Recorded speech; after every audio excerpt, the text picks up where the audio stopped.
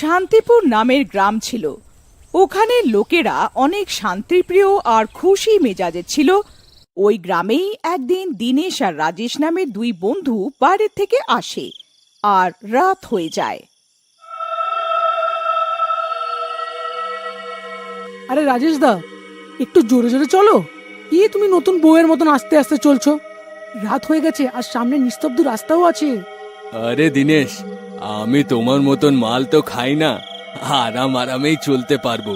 তোমার বৌদির সঙ্গে দেখা করার ইচ্ছে, তাই না? এরম বলে দুজনে হেসে এগিয়ে চলে যায়। তখনই তারা কারোর আওয়াজ শুনতে পায়। দিনেশ, তুমি কারোর আওয়াজ শুনলে? এমন মনে হলো কেউ যেন আমাদের আওয়াজ দিল। হ্যাঁ রাজেশ দা, শুনলাম তো আমিও, কিন্তু এত রাতে কে বা ডাকবে, সেটাও এত নিস্তব্ধ রাস্তায়। তখনই তারা ওই আওয়াজ শুনতে পায়। এবার সে ওই দুজনের নাম নিতে থাকে, রাজেশ ও দীনেশ। দিনেশ ভাই, আমি তো বলছি পালাও এখান থেকে। এ তো কোনো ভূত প্রেতের ব্যাপার মনে হচ্ছে। পালাও রে পালাও, নিজের প্রাণ বাঁচিয়ে পালাও এখান থেকে। এরম বলে রাজেশ আর দীনেশ ওখান থেকে পালাতে শুরু করে। কিন্তু তখনই ওইখানে একটা ভূত ওদের সামনে এসে যায়। কোথায় পালাচ্ছ তোমরা দুজন? কোথায় যাবে আমার থেকে বেঁচে? আমি তোমাদের ছাড়বো না। এরম বলে ভূত ওদের দুজনের উপরে আক্রমণ করে দেয়। দুজনে ভয় অজ্ঞান হয়ে যায় আর ভূত ওখান থেকে চলে যায়। পরের দিন কিছু গ্রামের লোক ওখানে আসে। আরে ওই দেখো, কে উল্টো পড়ে আছে, দেখো এদের। গ্রামের লোকেরা গিয়ে রাজেশ আর দীনেশকে সোজা করে। আরে বাপরে, এদের মুখ তো পুরো খারাপ হয়ে গেছে, জানা নেই কে করেছে। ততক্ষণে রাজেশ আর দীনেশের জ্ঞান ফিরে আসে আর ওরা দুজনে নিজের মুখ দেখে ভয় পেয়ে যায়। আরে দিনেশ ভাই, এইটা আমাদের মুখের সঙ্গে কি হয়েছে? পুরো চেহারা আঁচড়ানো রয়েছে। এখন তো আমরা কাউকে নিজেদের মুখ দেখাতে পারবো না।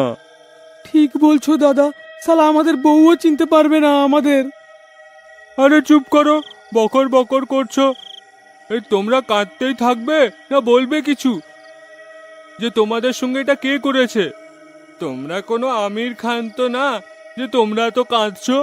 তারপর দীনেশ আর রাজেশ ওদের রাতের সব কথা বলে, যেটা শুনে গ্রামের লোকেরা হাসতে থাকে। আচ্ছা, তো তোমরা বলছো যে রাত্রে ভূত এসে তোমাদেরকে খামচে দিয়ে চলে গেছে আর প্রাণে ছেড়ে দিল। কি বোকা ভেবেছো নাকি আমাদেরকে? কে জানে কোথায় থেকে মারপিট করে এসছে, ফালতু বকছে।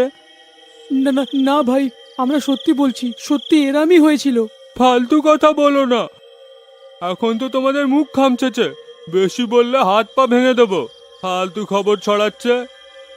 এরম বলে গ্রামের লোকেরা ওদের ওখানে ভাগিয়ে দেয়। ওই রাতে বিরজু ছাতে শুয়ে থাকে। তখনই ওই ভূত তার খাটের সামনে এসে দাঁড়িয়ে পড়ে আর ওকে জোরে লাথি মারে।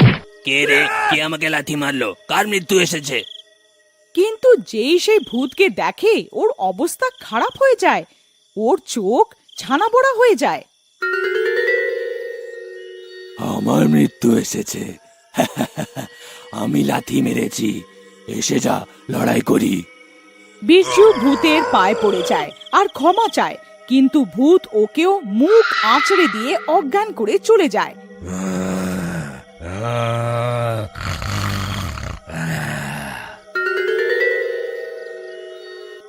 পরের দিন বিরজু, দীনেশ, রাজেশ বাকি গ্রামের লোকেদের প্রধানের কাছে যায় আর প্রধানকে পুরো কথা বলে। আরে এখন তুমিও বিরজু এই রাজেশ আর দিনেশের কথা এসে গেলে। এরা তো এমনিতেই ভীতু। আরে ভূত ঠুত কিচ্ছু হয় না। আরে কোনো ডাকাত মুখোশ লাগিয়ে লুটপাট আর ছিনতাই করছে হবে হয়তো। এখন তোমরা যাও, এরকম কিছু নেই। আমরা পুলিশকে জানিয়ে দেবো, ওরাই সমাধান বের করবে। ওই রাত এক মেয়ে জল নিতে যায়, তখনই সেই ভূত আবার এসে যায়।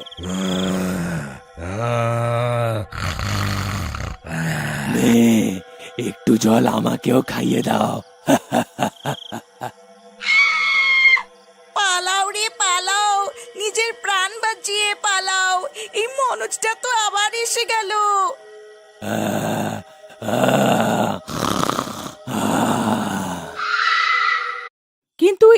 আগে ওই মেয়ে ওখান থেকে পালাতে পারতো, ভূত তাকে ধরে ফেলে আর মেরে ফেলে।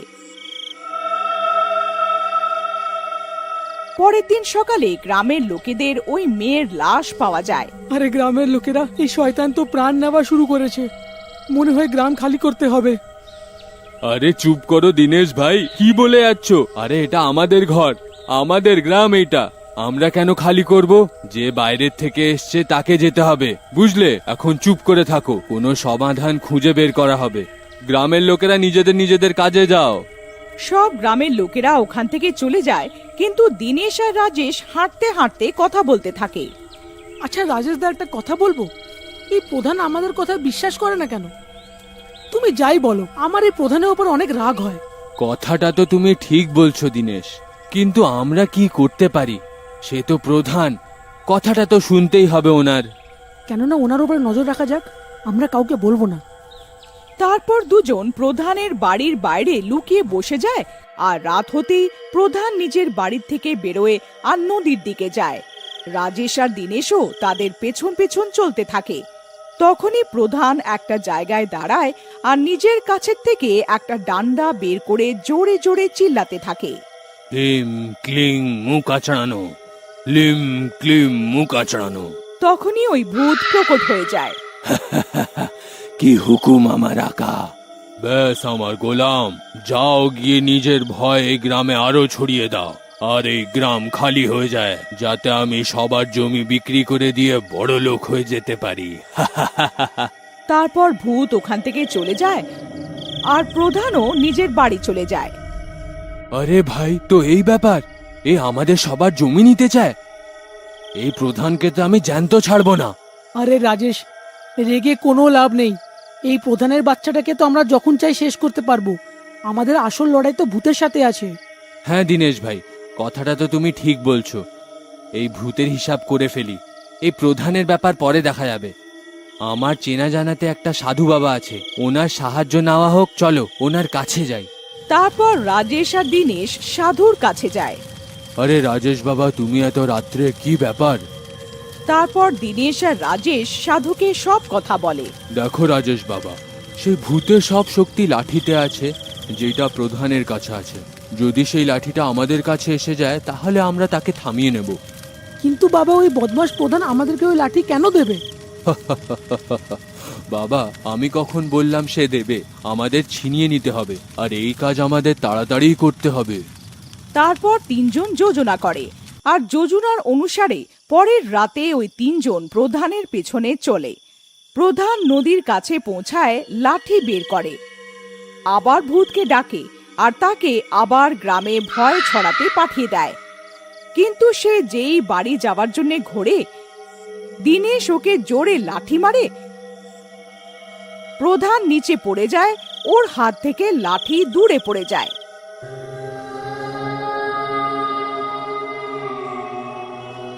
আরে মরে গেলাম রে, আমার লাঠি কোথায় গেল? ও কোথায় গেল? ওদিকে রাজেশ তাড়াতাড়ি লাঠি তুলে নেয়। প্রধান মশাই, সেই লাঠি এখন আমার কাছে। এখন তো আপনাকে ছাড়বো না, তার সঙ্গে আপনার সেই মুখ আঁচড়ানো ভূত। তখনই ওই ভূত ওখানে এসে যায় আর দিনেশকে ধরে ফেলে। বাঁচাও! ওরে বাবা, বাঁচাও বাবা! ভূত আমাকে ধরে ফেলেছে, বাঁচাও! এই সাধারণ সাধু বাঁচাবে তোমাদের এই ভূতের হাত থেকে? তোমরাও মরবে, তোমরা তিনজনও মরবে। এদিকে সাধু রাজেশ থেকে লাঠি নিয়ে নেয়। এই ভূত, এই প্রধানকে ধরে ফেল। আরে বাঁচাও, এই মুখ আঁচড়ানো ভূত থেকে বাঁচাও। আরে আমাকে মেরে ফেলবে, বাঁচাও সাধু মহারাজ, আমাকে বাঁচাও।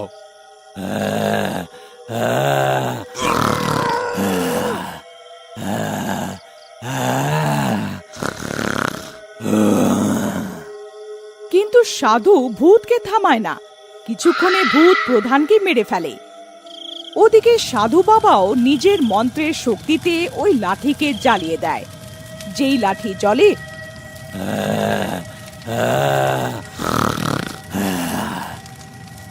ভূতও জ্বলে নিখোঁজ হয়ে যায়।